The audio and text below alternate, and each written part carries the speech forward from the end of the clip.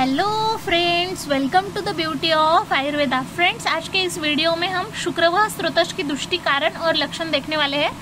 So friend, जो first वाला है दुष्टि कारण वाला श्लोक हम देखते हैं। तो यहाँ पे क्या दिया है, देखो फ्रेंड, अकाल योनि गमनात।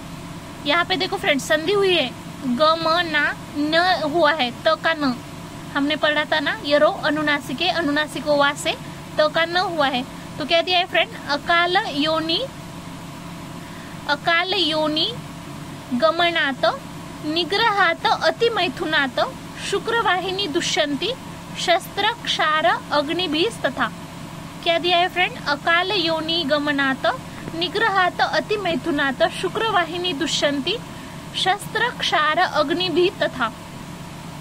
फर्स्ट है अकाल योनि गमनात। अकाल मतलब जिसका कोई टाइम पीरियड नहीं हो। मतलब हमें देखो फ्रेंड, हमने जो ऋतुचर्या टॉपिक पढ़ा था तो उसमें क्या पढ़ा था हमने कि कौन से टाइम पे मैथुन कर्म करना चाहिए, कौन से नहीं। तो अकाल योनि गमनात मतलब जिस टाइम में न बोला हो मैथुन कर्म नहीं करना चाहिए ऐसा बोला हो, वर्ज है ऐसा बोला है, उसी टाइम में अगर कोई मैथुन कर्म करता है तो उसकी वजह से क्या दुष्टि होगी फ्रेंड, शुक्रवाह स्रोतस की दुष्टि होगी। सो फर्स्ट है अकाल योनि गमनात। नेक्स्ट है अयोनि, मतलब इसको ऐसे भी बोल सकते हैं, अयोनि मतलब जो भी अनुचित योनि है, मतलब कोई इंसान है लेकिन वो एनिमल के साथ मैथुन कर्म कर रहा है, तो ऐसे भी बोल सकते हैं। सेकंड है निग्रहात। निग्रहात मतलब जो भी शुक्र है उसका वेग धारण करने को, मतलब अगर धारण करता है शुक्र का वेग धारण करना, तो उसकी वजह से भी क्या होगा, शुक्रवाह स्रोतस की दुष्टि होगी। अति मैथुनात, अति मैथुनात मतलब कोई है बहुत ज्यादा मैथुन कर्म कर रहा है तो उस केस में भी शुक्रवाह स्रोतस की दुष्टि हो जाएगी। शुक्रवाहिनी दुष्यंती मतलब ये जो केसेस हमने देखे 3, तो उसमें क्या होगा, शुक्रवाहिनी दुष्यंती मतलब शुक्रवाह स्रोतस की दुष्टि हो जाएगी।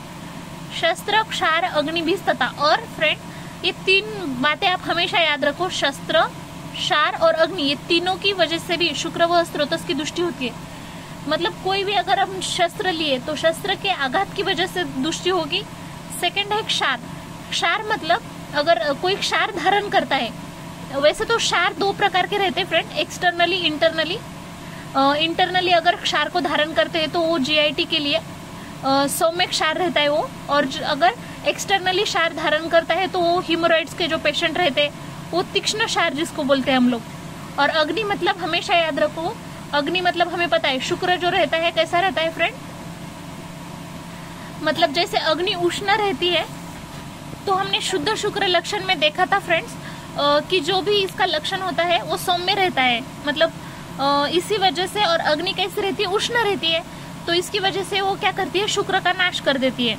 तो ये 3 बातें याद रखो। तो फर्स्ट क्या है, अकाल योनि गमनात निग्रहात अतिमैथुनात शुक्रवाहिनी दुष्यंती शस्त्र क्षार अग्निभीस तथा। नेक्स्ट है फ्रेंड शुक्रवाह स्रोतस की दुष्टि लक्षण। तो इसमें जो श्लोक दिया है, शुक्रस्य दोषात क्लैब्यम अहर्षणम रोगी वा क्लीबम अल्पायु विरूपम वा प्रजायते न च अस्य जायते गर्भः पतति प्रस्तव्यत्य अपि शुक्रम ही दुष्टम स अपत्यम सदारम बाधते नरम। तो यहाँ पे जो श्लोक दिया है देखो फ्रेंड्स, शुक्रस्य दोषात क्लैब्यम अहर्षणम मतलब जो भी मतलब ये है, अगर शुक्र दुष्ट है, मतलब ये शुक्रवाह स्रोतस की दुष्टि हुई ना, तो क्लैब्यम और अहर्षम, क्लैब्यम मतलब असमर्थता, मैथुन कर्म करने के लिए असमर्थ होगा वो व्यक्ति, और अहर्षणम मतलब इरेक्शन ऑफ पेनिस नहीं होगा, मतलब प्रजोत्पादन नहीं होगा, हर्षण नहीं होगा, ऐसे बोल सकते हैं हम लोग। रोगी वा क्लीबम अल्पायु विरूपम वा प्रजायते मतलब जो भी वो रोगी होगा तो वो उसकी जो प्रोजनी होगी वो कैसी होगी, क्लीबम। क्लीबम को क्या बोल सकते हैं फ्रेंड हम लोग, वो जो भी मतलब जिसका शुक्रवाह स्रोतस दुष्ट हुआ है उसकी जो प्रोजनी रहती है वो नपुंसक हो जाएगी, क्लीबम मतलब नपुंसक। और अल्पायु मतलब उसकी जो लाइफ स्पैन होगी वो कम होगी। विरूपम मतलब वो कुरूप दिखने लगेगा, सौंदर्य उसका नष्ट हो जाएगा। तो 3 बातें याद रखना है यहाँ पे फ्रेंड, क्लीबम एक है, अल्पायु और विरूपम, उसकी जो भी प्रोजनी होगी उसके ऊपर इफेक्ट पड़ेगा उसका। न च अस्य जायते गर्भः पतति प्रस्त्रव्यत्य अपि प्रस्त्रव्यत्य अपि न च अस्य जायते गर्भः पतति प्रस्त्रव्यत्य अपि। मतलब इसमें क्या होगा फ्रेंड, अगर समझो उसकी अगर बीवी प्रेग्नेंट है, गर्भ बन गया, तो वो कैसे बनेगा, मतलब न च अस्य जायते गर्भ पतति प्रस्तव्यते अपि, पहले तो वो गर्भधारणा होगी नहीं, पहले तो अगर हुई गर्भधारणा हुई तो उसका गर्भपात हो जाएगा। और प्रस्त्रव्यते अपि मतलब जो भी गर्भस्राव होना, हम कभी कभी बोलते हैं ना गर्भ से पानी लीक हो जा रहा है, स्रवन मतलब जो भी लिक्विड है वो बाहर आ रहा है, तो पहला तो न च से जायते गर्भ मतलब गर्भधारणा नहीं होगी, अगर हुई तो पतति मतलब वो गर्भपात हो जाएगा, और प्रस्त्रव्यते अपि मतलब गर्भस्राव हो जाएगा उसका। ये दोनों अलग अलग है फ्रेंड। शुक्रम ही दुष्टम स अपत्यम सदारम बाधते नरम, अगर जिसका शुक्र दुष्ट है तो उसका मतलब क्या है कि नर के साथ साथ भी उसके जो अपत्य है और उसकी पत्नी, उनके भी ऊपर शुक्र दृष्टि का परिणाम दिखेगा।